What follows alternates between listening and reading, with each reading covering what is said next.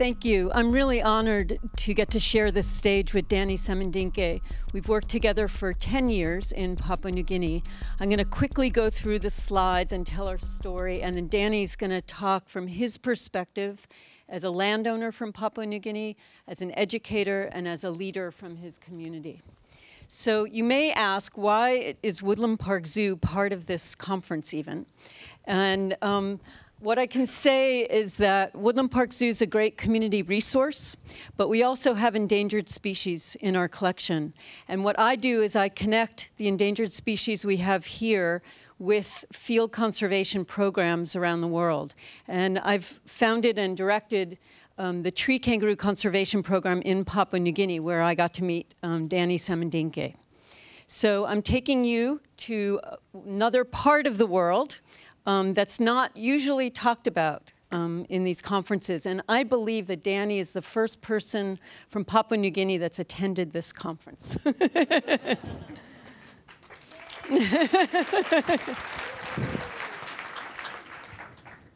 So Papua New Guinea is a very wonderful place. It has a lot of pristine forest.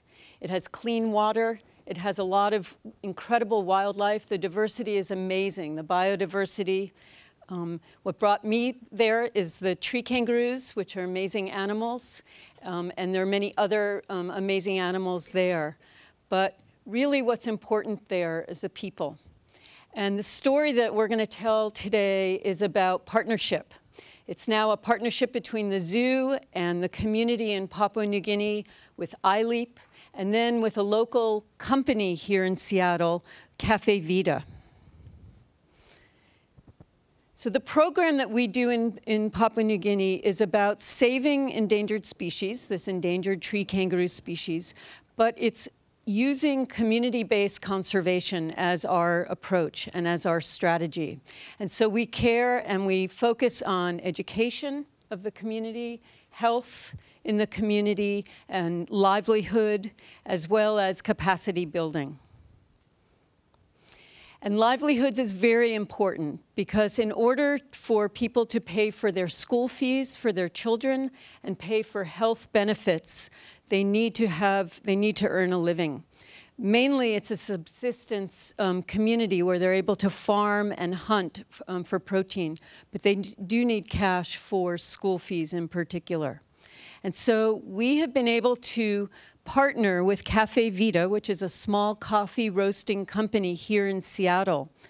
And Woodland Park Zoo has had a relationship with Cafe Vida, and that's the coffee that we sell here at the zoo. But this company is also very interested in conservation issues and in community issues and in making direct relationships with communities. And so over the last 2 years, we've been working with the communities and with Cafe Vida to create a conservation coffee. And in June, the buyer, who's shown here, Daniel Shoemaker, came over to New Guinea to the communities, and now Cafe Vida has bought their first shipment of coffee from Papua New Guinea. And we're really excited about this. It's just the beginning, but this is a business relationship directly between Cafe Vida and the community in use. This is not about the zoo anymore. So I'm going to turn it over to Danny to talk about what this means for the community. It is an honor for me to stand before you. Thank you for those who have been collaborating together to make it possible to stand before you as being a part of this great visionary leaders to make a change out for the community. From this far, you want to reach out to the end of the world, which is from where I'm coming from. And to make a real difference to that end is getting together, sharing what we learn from each experiences, and that's global partnership. And why we all together is to address those issues. And it has been, it has been so inspiring for me to actually see how can we all get together to address those issues. And as Lisa mentioned, the best ways that for the sustainability of the people that we want to reach out to is to work together, share what we learned, and this far we can bring about change.